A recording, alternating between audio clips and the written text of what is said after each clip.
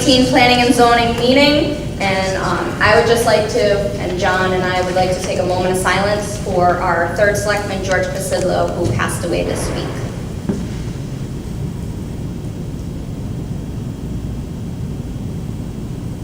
Thank you. And we'll have roll call starting on the left. Kathy Mr. Harris. John Myers. Carla Stardens. Larry Bright. Simon Jen. All right, so I will appoint Kathy for Lindsay. And we're starting with public hearing Z 2018-1314 of Dolly Colello Development, LLC, requesting an 11-lot subdivision on property located at Moosup Pond Road, Smith Road, Moosup, map 1MP, block 115F, lots 1A, 21, and 21A. Try to put this in a spot where everybody can see it. Sure.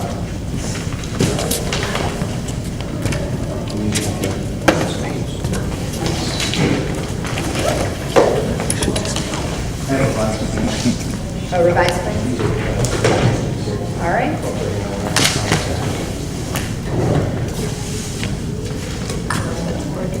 It's not working? Okay. Well, if we need it, we can turn it on. Ready to sing the national anthem or something. All right, for the record, my name is Norm Tebow, Killingley Engineering Associates. I'm here representing Dolly Colello Development this evening for a proposed 11-lot subdivision, as you said, on Smith Road and Moosup Pond Road, portions of which are right across from Mortimer Road. The development is located in the RA 30 zone. The lots that we're showing are anywhere from about 3/4 of an acre to over 2 acres. And 5 of the lots are proposed with frontage on Moosup Pond. There are 6 lots that do not have frontage. One of the lots, as we're showing, is lot 8. There is currently a 2-story wood frame house with a swimming pool and a garage on the property. It hasn't been determined at this point whether or not they're going to try and restore the existing house that is in disrepair, or whether they're just going to demolish that house and build a new home there. The 5 lots with water access are shown as lots 1, 2, 9, 10, and 11.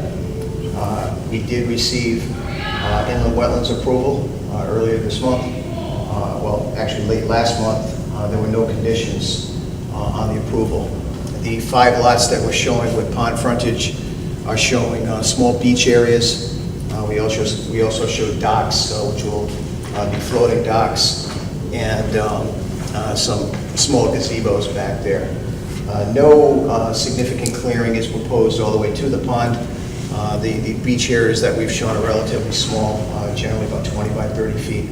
And there's a couple that are a little bit larger, only because of the way that the frontage of the pond works. These will be served by municipal sanitary sewer. It will be a low pressure grinder pump system. Each of the homes will have their own individual grinder pump. A force main will be run to the east along Moosup Pond Road to an existing sanitary manhole where the current force main terminates, and we'll be tying into that. We have discussed this with Jeff Young, and I think with Ryan as well. There were a couple of things that Jeff asked for us to put on the plans. Number one, how we would be tying into that particular spot. He also wanted a clean out that we've shown on sheet 5 of the plans. These have not been reviewed with Jeff yet, but he was actually looking to us to suggest the method of tying into these. Is it 5 or 6? 6. My apologies. So, I mean, essentially, it is a terminus right there at this point. We put a Y connection in with a check valve. That'll be the way that we tie into it. We also have a vertical pressure clean out where if there was some sort of an obstruction or a clog in the line. It would give us the opportunity to jet it out and clean it. These are relatively small. We've done quite a bit of these lately. I think most recently, the project at Moosup River Estates is using these types of pump systems, the individual grinder pumps for all of the homes there. They are becoming quite common and quite reliable as well. And I think a lot of the municipalities kind of like them. There's a lot less infrastructure that goes in. And I think as far as the homeowner goes, like I said, they're reliable. Many of them have a duplex pump system in the event that something happens with one pump, the other one kind of takes over. And we'll be able to, and what they generally do is cycle back and forth.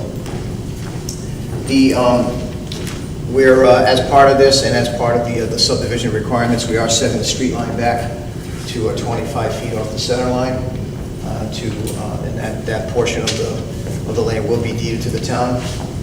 Also, in conjunction with this, currently where the stone wall is and other portions of the land, even where there aren't stone walls, where there are stone wall remains, the terrain jumps up rather quickly from the road there. So they will be grading that out.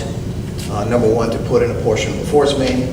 Number two, it will create a nice snow shelf for the town as well, for a place to move the snow to. That doesn't currently exist out there. E&S is shown on the plan, which consists essentially of silt fence. As I said, we're trying to keep the clearing to a minimum. Even the paths that we're showing from, say, from lots 1 and 2, we're just showing these dashed lines that indicates that the paths down to the beach, we're not really showing any significant clearing. There's not a lot of ground cover or invasive vegetation here, so the trees themselves, it's very easy to kind of walk between them to get down there. So the amount of clearing that would be necessary in order to get down to these waterfront areas is extremely limited. The frontage associated with lots 9, 10, and 11 is already there. It's been cleared for quite some time, and so we don't anticipate any additional clearing that will need to be done. Beaches themselves, the sand that is proposed to put in is just going to be installed to the high water mark. There'll be nothing actually deposited into Moosup Pond itself. This was explained to the Wetlands Commission, and they were in agreement with it as well. One of the notes that we put on the plan here too, I did provide an appraisal to Ryan, because in lieu of open space, we are requesting the fee in lieu of open space. There really isn't much of an area here that we could dedicate to open space. I think probably the most desirable area would be the frontage of the pond, but once again, if that were desirable for open space, it's really kind of a desirable feature for the lots themselves. The appraisal that came back was in the amount of $360,000. I did provide a copy of that appraisal to Ryan, and that would amount to a fee of $3,270 per lot, as the lots are individually sold.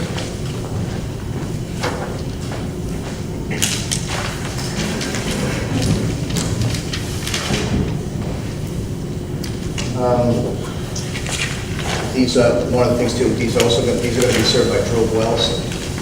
With the application, we did provide a copy of the approval from the health department for the wells on the site. If you have any questions at this point, I'd be happy to answer them.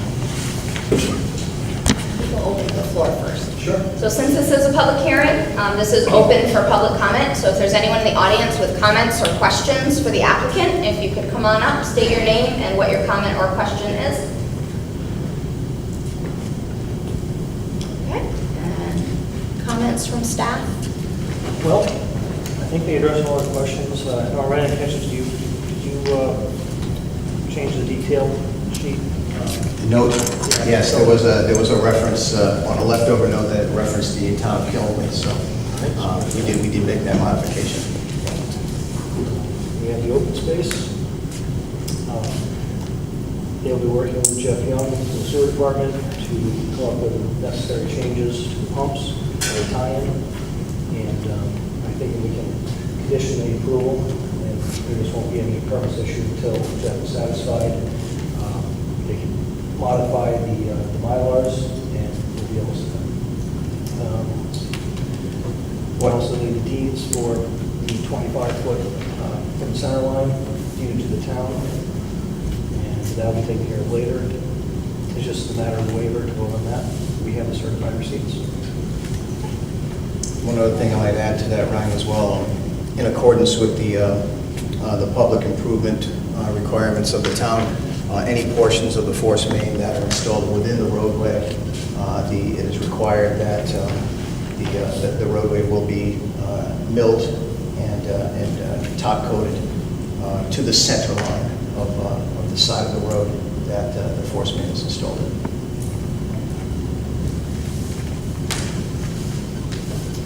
Any comments or questions from the public? Any comments or questions from the board? Has this been for wetlands? Yes, wetlands approval is noted on the plan.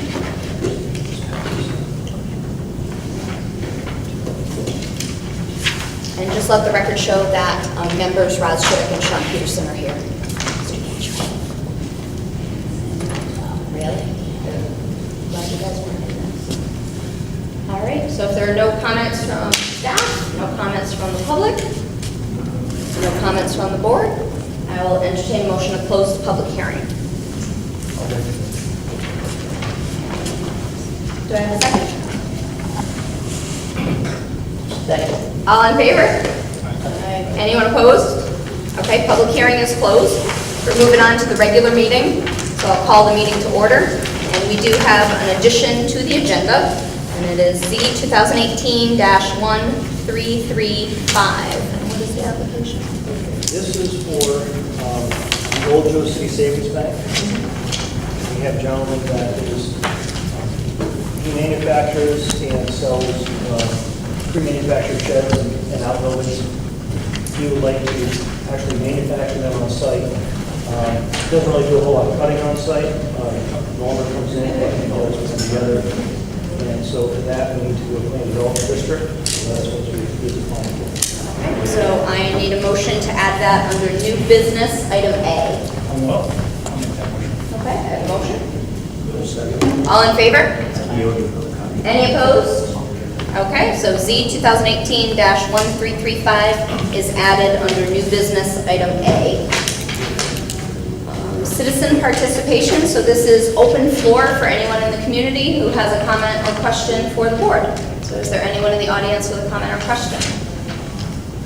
Okay, moving on to item 6, unfinished old business. Z 2018-1300, continuation of Summertime Properties, LLC, requesting a 2-lot subdivision on property located at Pickett Road and Texas Heights Road, Central Village, map 14, block 76, lot 2A, RA60 zoning district.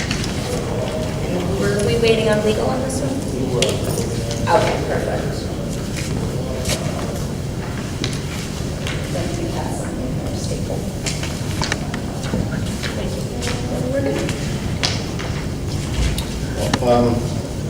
Once again, for the record, my name is Norm Tebow, Killingley Engineering Associates.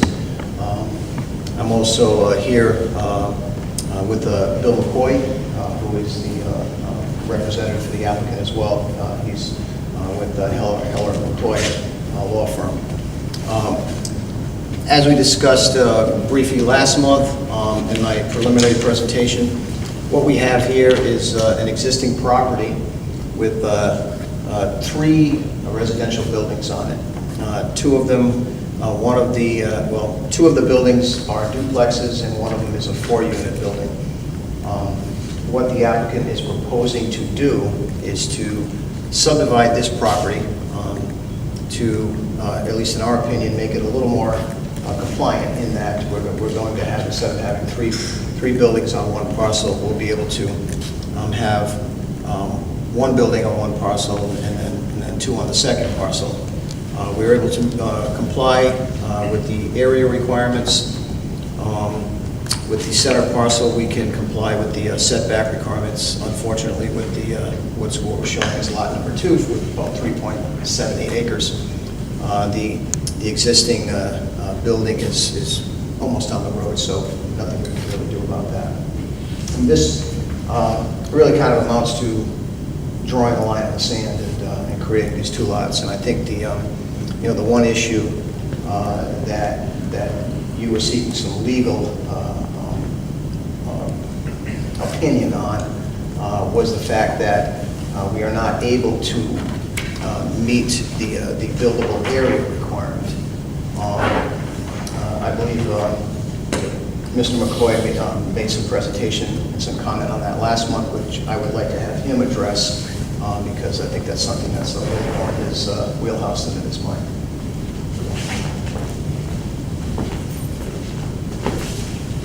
For the record, William McCoy from Howard McCoy, I represent the applicant. And what's at issue here is your 11.5 of your design and construction standards, which provides that there has to be, proposed building lots must contain a minimum contiguous building area as defined by section 311 of your regulations. And then if you go back to 311, that provides, and I think in pertinent part, a contiguous area of land within which can be constructed residential buildings, accessory structures, and supporting services. The situation you have here, which is unique, I think, in this subdivision plan, is the buildings already exist, so that the purpose behind the contiguous building area is to ensure, from a planning perspective, that you can, in fact, construct a building and its required features within that buildable square. Well, these structures already exist. And to address, Madam Chairwoman, you had a concern about creating a precedent if that requirement were met in this subdivision plan.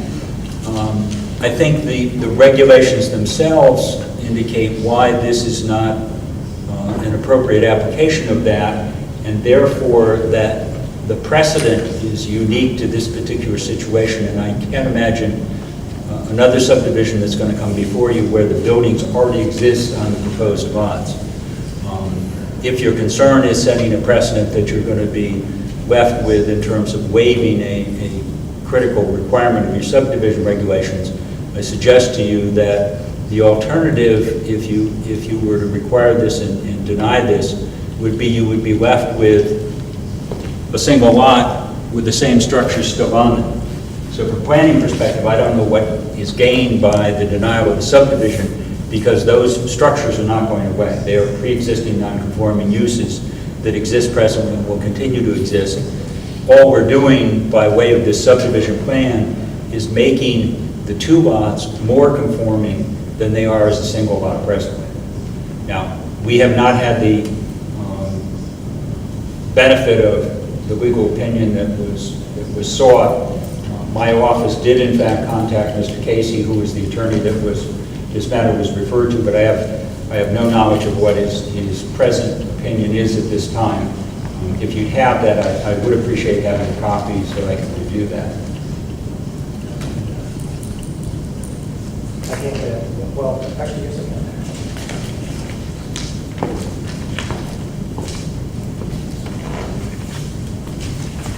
It's on the next page. Thank you.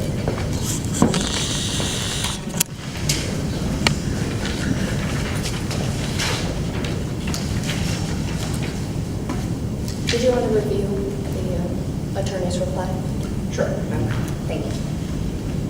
Okay, so basically what was said is that while the commission does have the authority by state statute to create a regulation that would waiver a substantive decision of this requirement, such as the contiguous buildable area, the commission does not currently have any regulations in place to do so.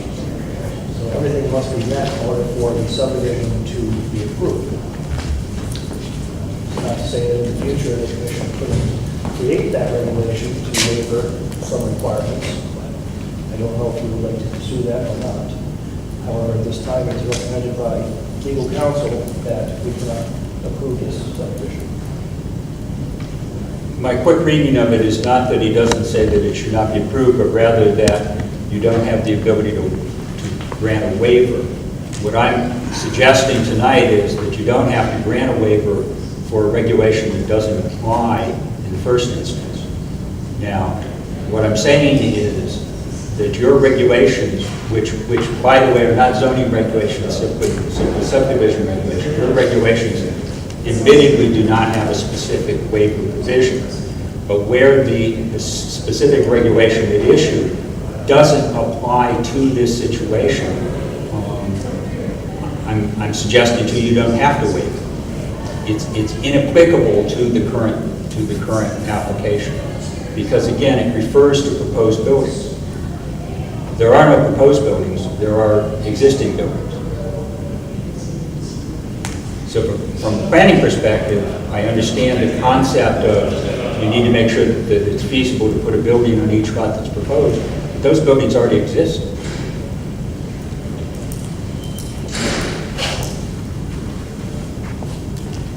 So I'm just reading through section 14, which is non-conforming buildings, lots, and uses, to see if there's any provision in there that would kind of address this situation. And at first read, I'm not seeing anything. That section applies to uses, not to restriction lots. That's correct. And again, uniquely within your regulations, this provision is not part of your zoning regulations. This is strictly and uniquely part of the subdivision regulations. And so you're wearing your planning hats as it relates to this as opposed to your zoning hats.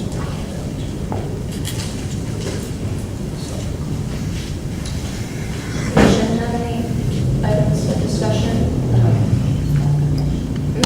So are you planning to put it on a house or another building? No, what is there is what will remain there.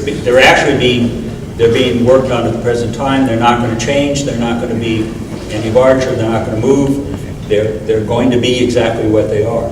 And if you, and I don't need to say this in any kind of insulting way, but if this subdivision weren't approved, they're going to exist in their present form anyway. So what's the problem with that? Which is perfectly acceptable, given that they were non-conforming, pre-existing. So I think the hesitancy of this board to change anything is, first off, legal counsel has given the advice that we don't have the authority because our regulations don't address the waiver issue. Right. So for us to kind of go out on a limb, because the belief is that this situation would never exist in the history of the town of Plainfield again, I think is maybe not a leap that this board is willing to take tonight. Except I would ask you to read specifically the regulations, and I believe that they speak specifically to a proposed building.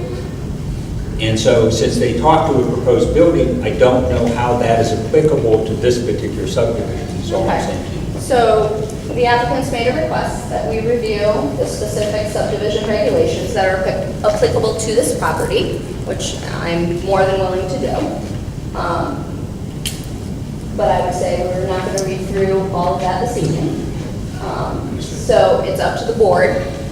We are within our window of approval time and timelines, which was outlined in the staff report, which is awesome. Thank you for that, Renee. So we do have the ability to continue this to the next meeting, and between now and then, read all the applicable regulations and be prepared to speak to it between now and then.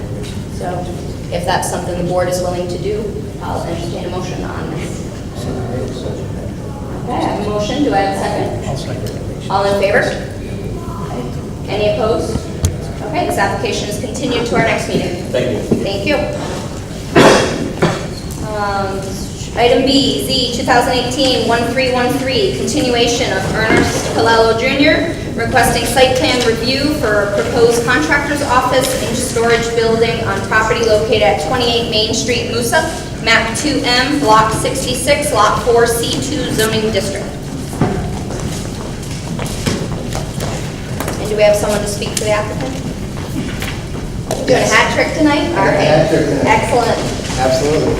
I've got revised plans as well.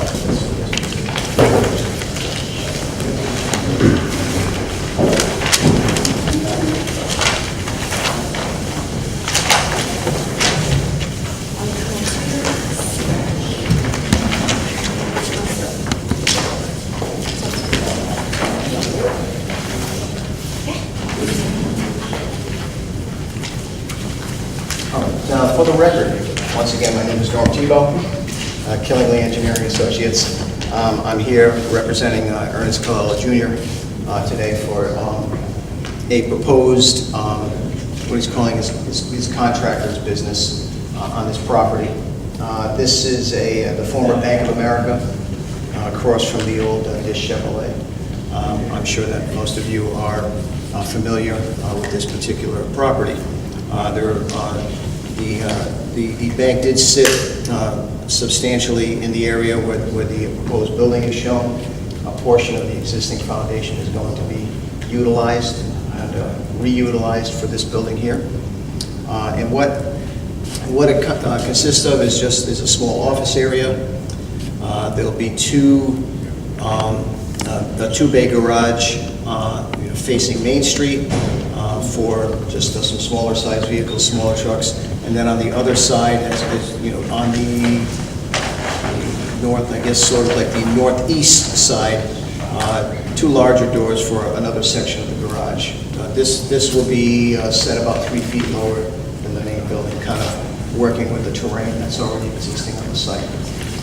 The property is substantially paved. The parking spaces that we are showing on our plan are painted as they are. That's exactly what exists out there right now.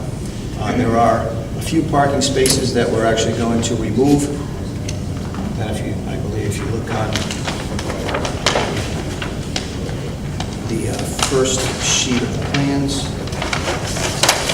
there are parking spaces sort of centrally located here, kind of where we're proposing to put the entrance. The pavement will be cut around the perimeter here in order to utilize the existing foundation and to make the minor grading changes that we need to make on the property.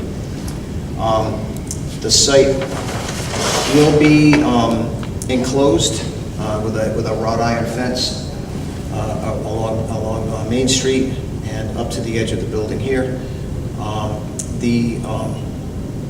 Showing a couple of small landscaped islands just to kind of improve the appearance a little bit. Currently, there are 2 concrete aprons that lead to the site. The one to the furthest to the southwest will not be utilized, and the larger apron that is on the northwest corner of the property is going to be utilized for dedicated in and out to the site. There will be a gated access egress to the site so that, in the evenings, they'll be able to lock that and to, hopefully protect the equipment that will be stored there.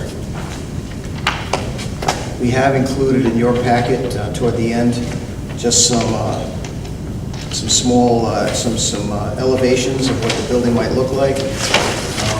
We've got obviously the foundation plan here, but we've got some building elevations, which will be the third sheet, kind of the last sheet in your set, excuse me. The appearance is, one of the things that we'd like to do here is not make it look like a garage. You'll have some clapboard siding, some engineered stone with brick veneer on it, a little sort of awning that's over the top of it that kind of sticks out from the front of the building, and you'll have the 2 garage doors. So really the intention is not to create anything too static and too industrial looking. He really would like this building to look like something that people wouldn't go by and say, oh, that's just a contractor's garage there. It's really a kind of a nice look that he's looking for here. Other than that, there is we have submitted the plans to the Connecticut DOT. We have not received approval from the DOT yet. I would respectfully ask that if the commission were to consider approving this application, that they would do so on the condition that no building permits would be issued until final DOT approval is obtained. The drainage on the lot, we're going to continue to do just what it does now, which basically sheet flows to the south, southeast, ultimately to the low point here, and it just sheets down the slope and toward the Moosup River, as it's done for many, many years. There's no proposed drainage collection system. We're not creating any point discharges. We're encouraging the sheet flow, which I believe is the preferred method of drainage by the Connecticut DOT and by the Connecticut DEP as well. Whenever you can do that, that's something I'd like to see. The existing utilities, there are stubs for water and sewer that currently enter the property, which will be nice because we don't have to disturb the sidewalk or the pavement to do that. We're just going to use the existing stubs that are there. We're showing a dumpster in the northeast corner of the site. And we also have an ADA accessible parking space that we're putting up against the building. I'd be happy to answer any questions you might have. Any comments or questions from staff? No, I think everything has pretty much been answered. I do believe that we'll be able to approve this on the condition that DOT gives their approval before the final decision to construct. Outdoor storage areas are not currently proposed, so all materials should be stored inside, along with any commercial equipment that is not registered for use on the road. That's pretty much it. The parking spaces are existing. They're not 10 by 20, they're 9 by 18, but I don't really see an issue with that because this is not a commercial type use. So future uses might need to come back for review with modification to the parking. Any comments, questions from staff on this application? It's already made its way through wetlands, this application. Yes, it Last did. one, yes. What do they have for storage? For what? Oil storage? Is there going to be any, is this garage going to be utilized for working on vehicles? I could use the, What's that? is the garage, are you going to have any oil storage or any fluid storage in the For my interior? own vehicle, there won't be a maintenance shop for anybody else but myself. Just yourself? Yeah, but he'll maintain his own vehicles there, not any outside units. So there's oil and water separators inside the building for the base? No washing at all. So oil water separators are required unless it's a drainage field. So there's no maintenance of the vehicles happening? It's not like commercial use of? Right, and like I said, no washing, and I do concur with Ryan, if there are floor drains in the building, then you are required by the state of Connecticut to have a water separator with the lined surface, with the ability to empty it, the venting, all of those types of things that go along with it. I don't mind putting one if you guys want me to. I'm No, nervous about the for safety, equipment I that's stored don't in mind. that building. I'm nervous about the equipment in that building. I mean, I can, right there's the drain, right there's the sewer line, it's very easy to put one in, I mean, I have no problem with that, I just didn't ask for it, because we didn't use it on my last garage, it was no more than a 55-gallon drum of new oil, and the rest of the oil, I go give it to Jolly John's, or nothing really safe at all. Personally, I don't really see an issue with this concrete floor. If there is a spill, it will be cleaned up, it's not going to go anywhere. Yeah, everything will be done in the interior. Well, yeah, and that's, I think Ernie makes a good point in that if there were a floor drain installed, the oil water separator in this particular case would be able to tie to the municipal sewer. It wouldn't be a non-outlet tank that you would have to have pumped on a regular basis. This is something where you'd be able to discharge right to the public sewer system, if that were the case. I think it's less of a risk without, Clean up the Let's clean it up. It's a good question. Good question. Good question. Well, it's close to the river, the wetlands already approved it, so, Well, it's inside a building though, so. these vehicles hold a lot of fluid, that's something you gotta think about. Well, I think You overall, can have close to, how many gallons can you have in a truck, you know? well, it's like any other vehicle. I mean, it was a bank for many years. You had a lot more traffic with a bank than you're going to have here. You'll have the workers coming in the morning, parking their cars, and picking up the vehicles they're going to be using for whatever work they have to do for the day, and then coming back at the end of the day, parking the trucks and taking their cars. Banks, But a truck, but my thought is a truck holds a lot more fuel than a car will. You have one car leak, you lose, what, 20 gallons? If you have a truck leak, you got a lot more oil to deal with. But Well, there's also an issue with, if the tank ruptures and you've got 120 gallons in the truck, the oil water separator is not going to cover that. It doesn't hold that much. It's going to overflow and go directly into the sewer. Thanks to consider. Any other questions or items for discussion on the application? Okay, then I'll entertain a motion on the application.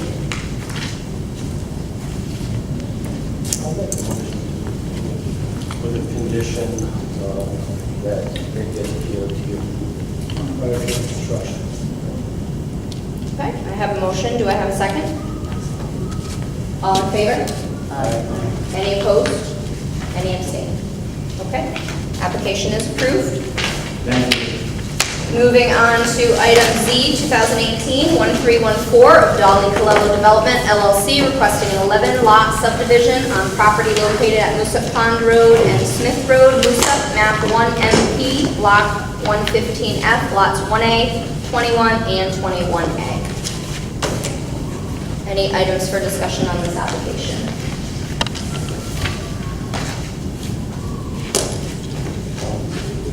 It's got wetlands. It's got wetlands approval.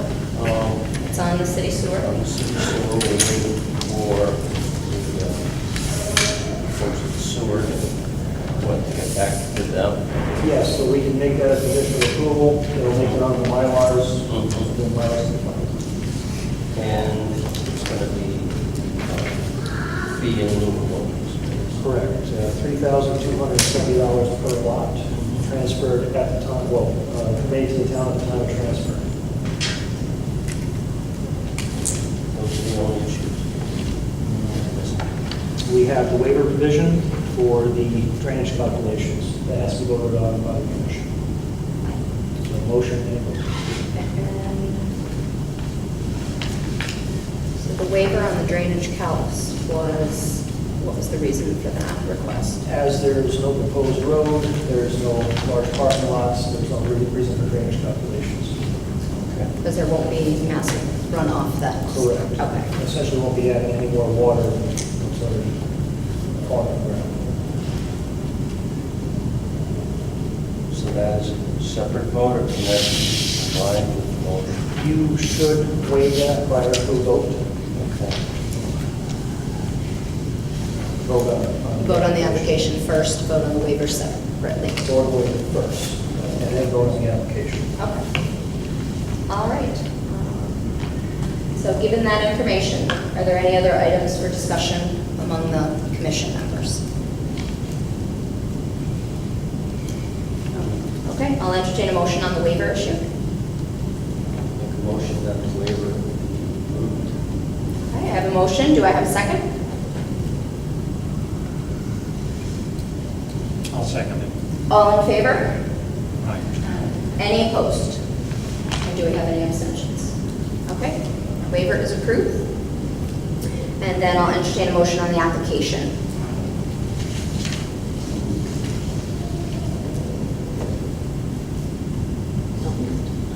Okay, so I have a motion, and we have two conditions to set on that. So the fee in lieu of, and then the notation on the plan after. Correct. Before the Mylars are filed for the sewer. We've got the fee in lieu of the space. Yep. $3,270 per lot. Okay, so I have the motion. Do I have a second? I'll second. All in favor? Any opposed? Okay, application is approved. Thank you. Thank you. All right, moving on to new business. Item A, Z 2018-1335. This is for the old Jewett City Savings. And since it is a planned development district application, it does require a public hearing. So I'll entertain a motion to schedule that. Make a motion that the hearing on this matter be scheduled for. Okay, I have the motion. Do I have a second? I'll second that. All in favor? Aye. Any opposed? Okay, public hearing will be next month. So we'll see you next month to present at public hearing. Thank you very much. Thank you. Yes, nice to meet you. So review and act on the minutes from the 4:10 meeting. I did see an adjustment that had to be made. Okay, so Sean's not here, but Sean, Roz, and I, and Kathy, so we're good on that. On page 1 of the minutes, under the alternates, where it says absent, it should say Charlene Hill. Oh, okay. Charlene was absent that night. And that was the only change I saw. Did anybody else have any? I think she had resigned. She didn't resign.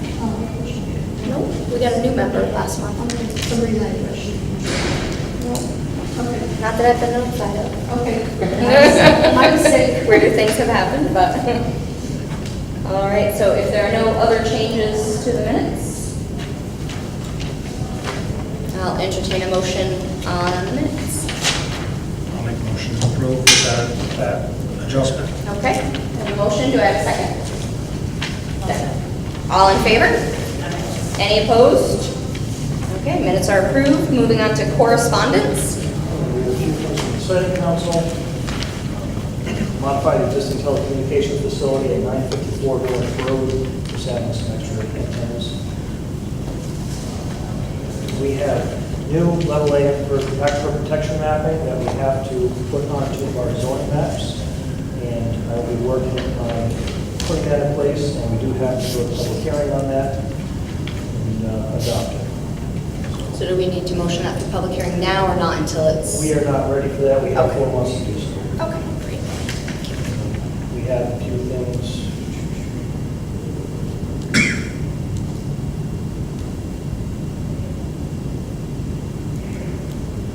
This is pertaining to the subdivision that we went over. We're holding off a legal opinion. Okay.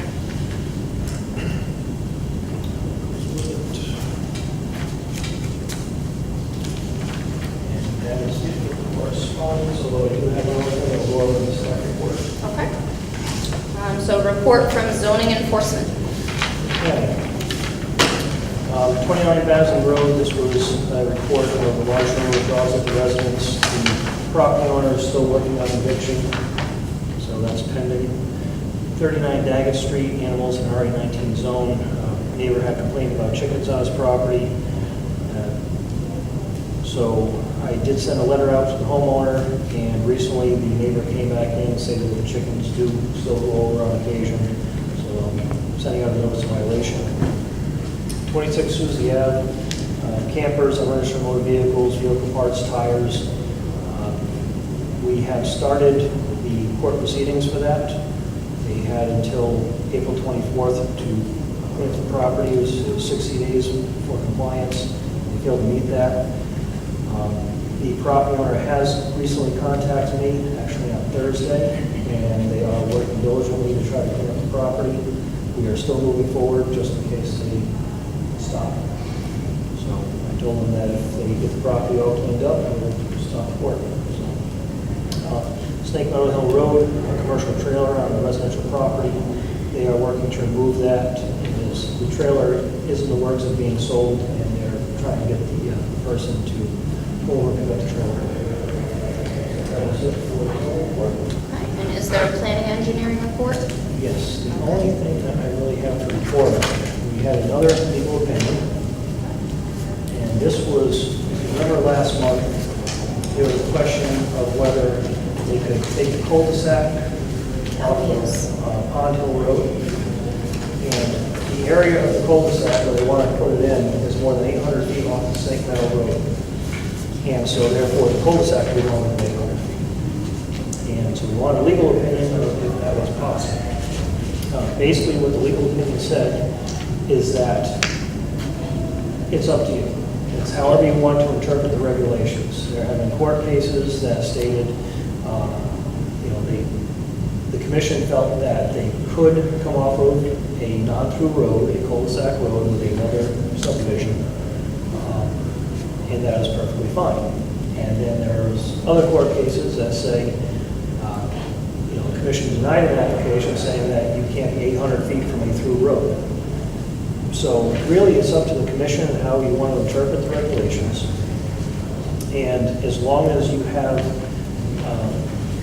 as long as you explain yourself and you have valid reason for stating that is how you feel, the courts will probably side with you. Now, in my professional opinion, I feel the intent of the regulation was to not have a dead end road more than 800 feet from a through road. Otherwise, there's not really a point of having it, because if you have a large piece of property, you can go 800 feet, then go up 800 feet, go over 800 feet, and you can zigzag throughout the property without having any connection to a road. So that is just my opinion. The actual legal opinion is on the next couple of pages. If you'd like to review it. And as we don't have an application, you can take the time to review it, and if you come back, you can. Apply it at that time. Exactly. You know, in the past, I don't recall many, if any, cul-de-sacs that have been.